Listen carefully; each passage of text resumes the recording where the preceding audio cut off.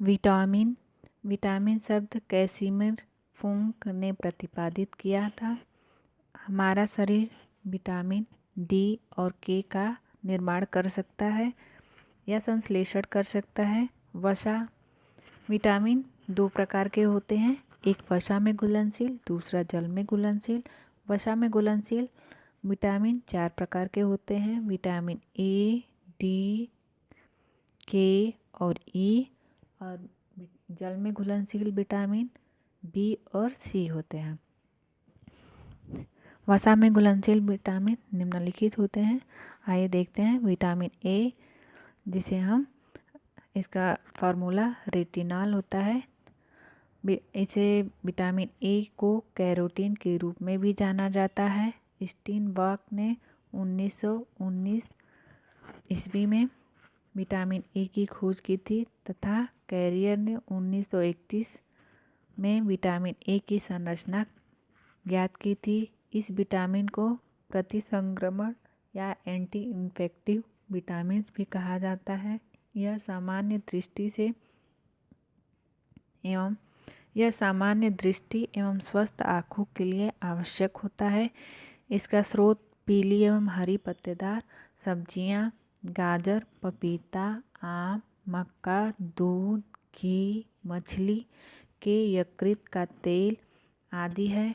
यह अधिक ताप पर नष्ट हो जाता है। इसकी कमी से रतौंधी या नाइट ब्लाइंडनेस, जिसमें कम प्रकाश में वस्तुएं दिखाई नहीं देती, जीरोफैल्थेलमिया, कीरेटोमेलेसिया या आँखों की पुतली का बाह्य परत का सूख जाना या सिकुड़ जाना आदि रोग उत्पन्न हो जाते हैं। जीरोफैल्थेलमिया या कीरेटोमेलेसिया में आँखों की जो पुतली होती है उसका बाह्य आवरण सूख जाता है या सिकुड़ जाता है। इस रोग में विटामिन डी, जिसे हम कैल्सीफेरॉल के नाम से भी जानते हैं, इसे सूर्य से प्राप्त विटामिन अथवा एंटी रिकेट्स विटामिन भी कहते हैं। यह सूर्य के प्रकाश की उपस्थिति में त्वचा के नीचे बनता है।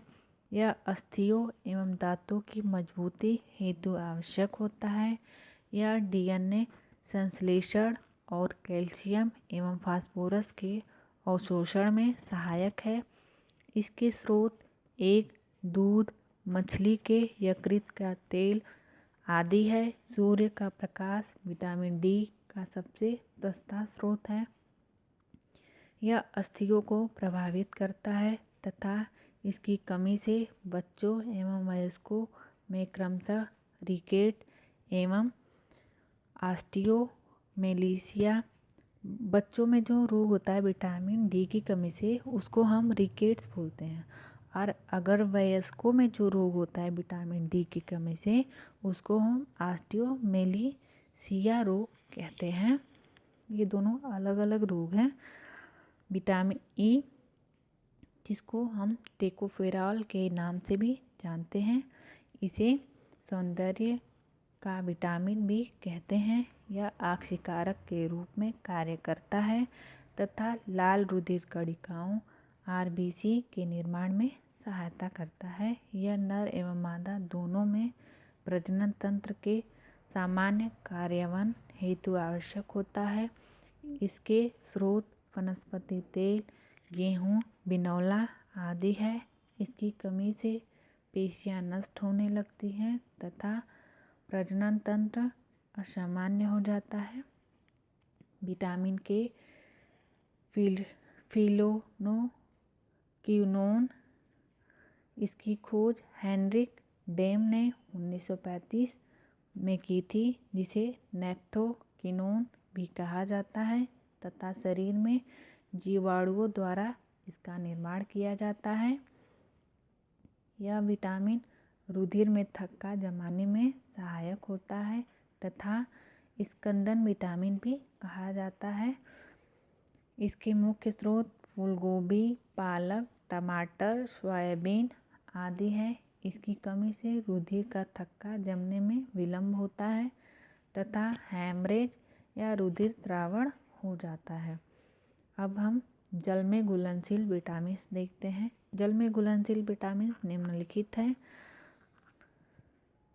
बी और सी जल में घुलनशील है। विटामिन बी के कई पार्ट्स होते हैं इसमें, जिसे हम विटामिन बी कॉम्प्लेक्स के नाम से जानते हैं। विटामिन B1 जिसे थायमिन भी कहा जाता है, इसका नाम विटामिन B1 फूंक ने प्रतिपादित किया था। यह भोजन पकाते समय नष्ट हो जाता है तथा भोजन के पानी में घुल जाता है। यह तंत्रिका, कोशिका और उपापचय की क्रियाविधि में सहायक होता है। यह पाचन एवं भूख को सामान्य रखने में सहायक है। इसके मुख्य स्रोत यीस्ट, चावल, गेहूँ, सेम, सोयाबीन, यकृत का तेल, दूध आदि है। इसकी कमी से बेरी रोग हो जाता है और इसके जो लक्षण होते हैं वो भूख न लगना, पैरों तथा सिर में पैरालिसिस होना। विटामिन B2 जिसे राइबोफ्लेविन भी कहते हैं, यह भोजन पकाते समय तथा तेज सूर्य के प्रकाश में नष्ट हो जाते हैं। यह प्रोटीन एवं वसा उपापचय में सहायक होते हैं। यह शरीर की सामान्य वृद्धि हेतु आवश्यक होता है। इसके मुख्य स्रोत दूध, एग, यकृत, तेल, हरी सब्जियां, दालें, पनीर आदि। इसकी कमी से जीभ एवं कार्निया में सूजन आ जाती है एवं होंठ फटने लगते हैं। विटामिन B3 जिसे हम नियासिन या निकोटीन अम्ल भी कहते हैं, यह एंटीपेलाग्रा कारक भी कहलाता है। यह कार्बोहाइड्रेट, प्रोटीन एवं वसा के ऑक्सीकरण में सहायक होता है। इसके मुख्य स्रोत अनाज, यकृत का तेल, मक्का, फल, दूध, एग, मांस आदि है। इसकी कमी से पेलाग्रा, डर्मेटाइटिस आदि रोग उत्पन्न हो जाते हैं। B9 जिसे हम फोलिक अम्ल भी कहते हैं या जानते हैं, यह लाल रुधिर कणिकाओं की वृद्धि एवं परिपक्वन हेतु आवश्यक है। इसके मुख्य स्रोत हरी पत्तेदार सब्जियां, यीस्ट, केला, दालें, फूलगोभी, मांस, यकृत का तेल आदि है। इसकी कमी से मनुष्य में माइक्रोसाइटिक रक्त अल्पता या माइक्रोसाइटिक एनीमिया हो जाता है। B12 साइनोकोबालएमीन, यह कोबालमाइन साइनाइड भी कहलाता है। यह लाल रुधिर कणिकाओं RBC के निर्माण एवं तंत्रिका तंत्र के कार्य में सहायता करता है। इसके मुख्य स्रोत लीवर का तेल, पनीर, दूध, मांस, मछली, एग, व्रिक आदि है।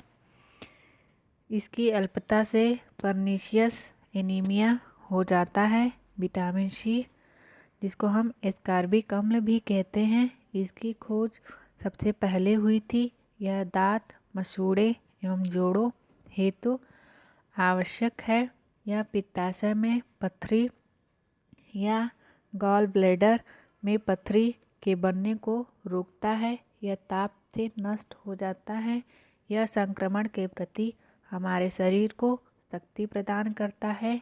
इसके प्रमुख स्रोत आंवला, रसीले फल, अमरूद, टमाटर, मिर्च आदि हैं। इसकी कमी से स्कर्वी रोग हो जाता है जिसमें मसूड़ों से खून निकलने लगता है। जल या वाटर यह एक अकार्बनिक पदार्थ है। मानव शरीर में लगभग 65% जल होता है। यह पसीने एवं वाष्पन द्वारा शरीर का ताप नियंत्रित करता है।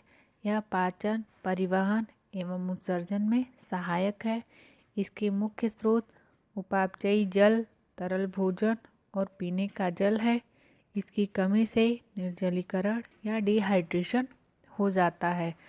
मोटा चारा या रफेज किसे कहते हैं, यह कुछ भोज्य पदार्थों में पाए जाने वाला तंतुमय पदार्थ है।